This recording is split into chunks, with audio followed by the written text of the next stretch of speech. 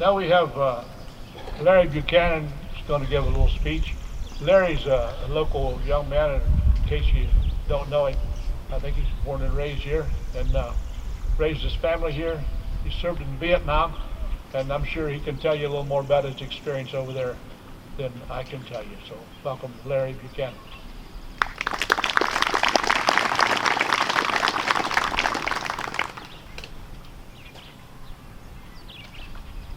I'd like to have to follow that act. You did a great job, young man. Good morning. Thank you for attending today's ceremony. I am truly honored to be speaking to you today. I try to get back here to the park every year to listen to the speeches, show my participation,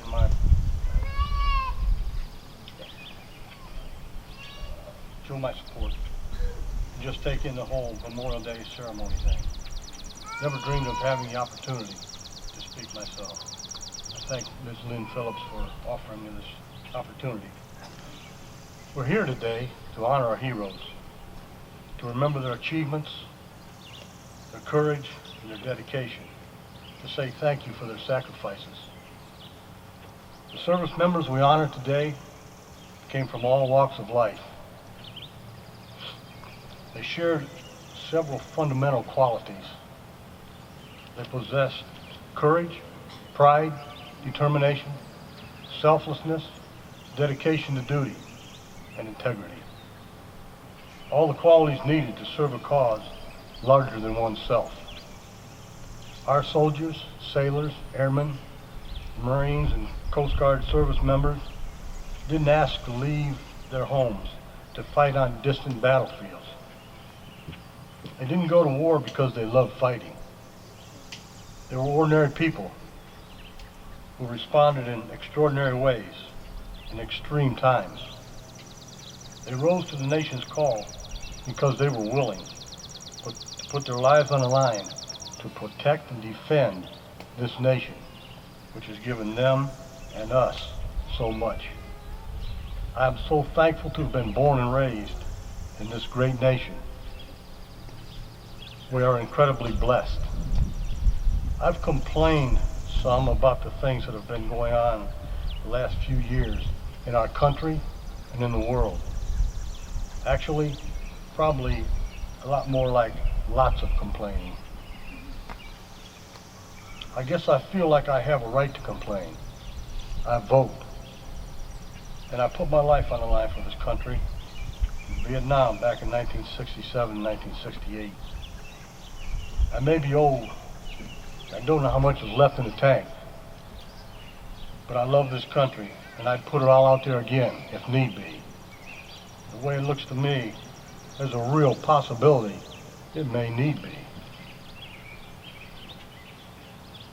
The globalist freaks are doing all they can to try to destroy what we American patriots hold dear. Here's what I say to all those who don't respect our flag, our president, our Constitution, our freedom. Leave. We'll help you pack. I'm so happy to have a real commander-in-chief in the White House again, one that loves the United States of America. Hoorah! Sorry about that. Millions of Americans have fought and died on battlefields, here and abroad, to defend our freedoms and our way of life.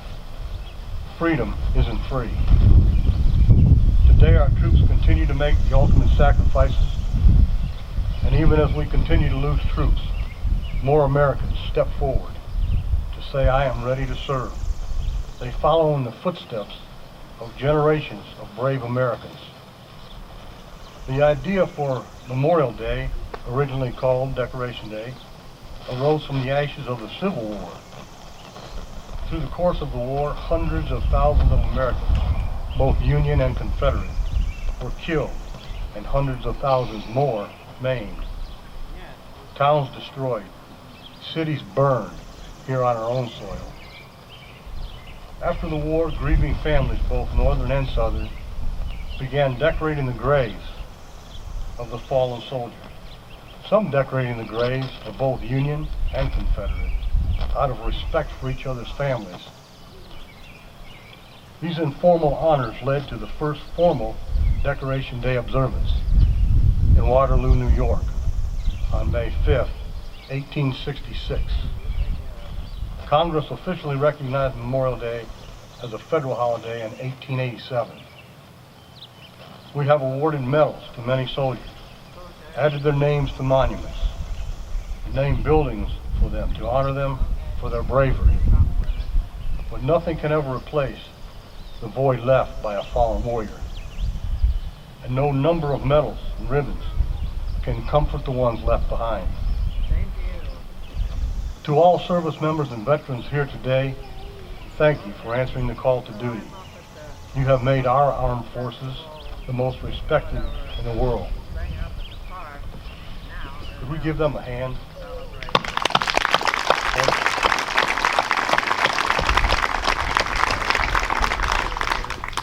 To all the family members of any veterans and service members, we know that you have lived through difficult times and often taken the heavy load to keep the home fires burning. Thank you for what you have done. I'd like to give them a hand too.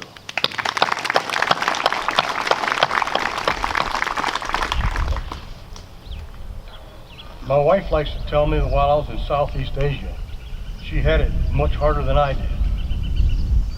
My first thought about that was, are you nuts? But after she explained from her perspective, being at home, being concerned, watching the news, waiting for letters, not knowing where I was, not knowing what condition I was in, I'm sure she's right. Today, people throughout the country will gather together to remember, to honor, to show their gratitude toward those who have served our country. Our gathering is just one small spark in the flame that burns across America, today and every day. It's not a lot, but it's one small way we can honor those who have made the ultimate sacrifice so that we can live in freedom. Your presence here today and that of the people gathering all across America is a tribute to those fallen warriors and to their families. It is a way to say we remember, from the soldiers who shivered and starved through the winter at Valley Forge, to the doughboys crouched in the muddy trenches of France, to those like my dad who served in Korea, to the platoon that patrolled the hazy jungles of Vietnam, those who served in Desert Storm and in the Iraq War, those patrolling the mountains of Afghanistan. We remember and honor them all. Thank you for attending today. Thank you to my friends and family. Thank you for putting up with me. God bless you all and your families. God bless our troops, and God bless America.